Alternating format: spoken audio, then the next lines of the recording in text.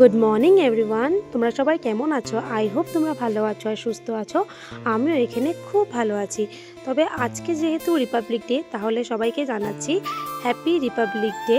তবে দেখো, আমি সকালে রেডি শেডি হয়ে এসে পড়েছি স্কুলে, আর এসেই দেখো এখানে রঙ্গোলিটা ড্রয়িং হচ্ছিল, তো ভাবলাম তোমাদের সাথে শেয়ার করি। তো এখানে দেখো স্যার এসে পড়েছে ফ্ল্যাগ হোস্টিংয়ের জন্য। অ্যাকচুয়ালিতে স্কুলে ভিডিওস করা অ্যালাউড নেই, তার জন্য সব টিচারকে দেখাতে পারিনি আর স্টুডেন্টদেরকেও দেখাতে পারিনি। 76th Republican Day, no? Yes, sir. This is very honorable to us. We are very pleased.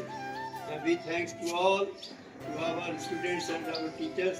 They are celebrating this in the Guru Nanak English Academy. Flag hosting শেষ করে আমি আর পূজা বের হয়ে পড়লাম। আর এখানে দেখো কতটা গাড়ি।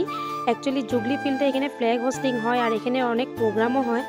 তো আমাদের তো আসা সম্ভব হয় না, কেন কি কখনো আসিনি ছোটোর থেকে, আর এখন তো আর কোথায় যাব।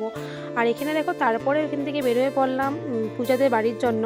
তো আন্টি বলেছিল আমাকে শনিবারে আসার জন্য, তো শনিবারে তো টিউশন আছে, আসতে পারিনি। তো আজকে সানডে, আজকে যাচ্ছি। আর এখন দেখো পৌঁছেই গেলাম। হ্যালো সাধ্বী, হাই।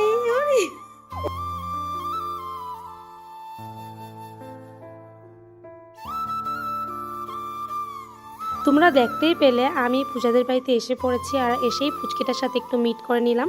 এতটা কিউট, এত ভালোবাসে আমাকে, তার জন্য আর ওর জন্যই আসা। আর এখানে দেখো পুচকির জন্য একটু চিপস চকলেট এনেছিলাম। তারপরে ড্রেসটা চেঞ্জ করে রেডি হয়ে পড়লাম। আর এখানে দেখো পুচকি আমাকে দেখে একটু সামনে আসতে লজ্জা পাচ্ছে। আমাদেরও যেরকম হয় যে ফার্স্ট একটু মিট করতে অসুবিধা হয়, তারপরে গিয়ে একটু ফ্রি হয়ে যায়। তো এই বাচ্চাটাও সেম, ফার্স্ট আসতে একটু অসুবিধা হচ্ছিলো, তারপরে সুন্দর করে এসেই পড়েছে। একটুক্ষণ পরেই আন্টি দিয়ে দিয়েছে চা আর বিস্কুট।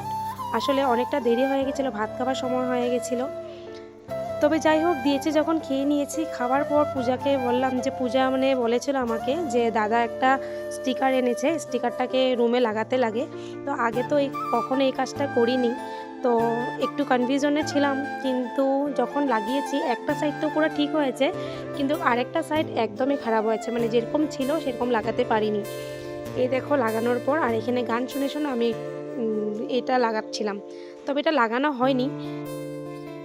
কিছুক্ষণ পর আন্টি রেডি করে নিয়েছিল লাঞ্চ। আর এখানে দেখো পূজা আমাকে আজকে লাঞ্চটা এত সুন্দর করে সার্ভ করেছে, যার কারণ হয়েছে পূজা জানে যে আমি এখন একটু একটু করে ব্লগটা করি, তো শেয়ার করার জন্যই আমাকে আজকে একটু সুন্দর করে সার্ভ করলো।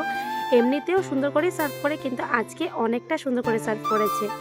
আর যেহেতু আমি মাছ মাংসটা খাই না, তো আজকে ভেজ এত সুন্দর করে এত ভালো ভালো রেসিপি বানিয়েছিল, বলার মতো নেই, এতটা ভালো করে বানিয়েছিল। তবে যাই হোক, দেখো প্লেটটা দেখতেও খুব ভালো লাগছে। আর সবাইকে দেখাতেও পারছি না তোমাদেরকে, কারণ এখন এরকম একটু লজ্জাও লাগে। তো কিছু করার নেই, যতটুকু পসিবল হচ্ছে তোমাদের সাথে সেটাই শেয়ার করছি। আর এখানে দেখো আমি ভাত খেতে বসে গেছি, আর আন্টিকে সেটাই বলছিলাম যে এত বড় মরিচটা আমি খেতে পারবো না, সেটাই বলছিলাম। তবে আজকের ব্লগটাকে আমি এখানেই শেষ করব, আর বেশি কিছু দেখাচ্ছি না। তো দেখা হচ্ছে নতুন একটা ব্লগে। যদি তোমাদের আমার ব্লগটা দেখে ভালো লাগে থাকে, তাহলে কিন্তু লাইক, কমেন্ট, শেয়ার, সাবস্ক্রাইব করতে একদমই ভুলবে না। আজকের জন্য tata, bye bye, love you, by.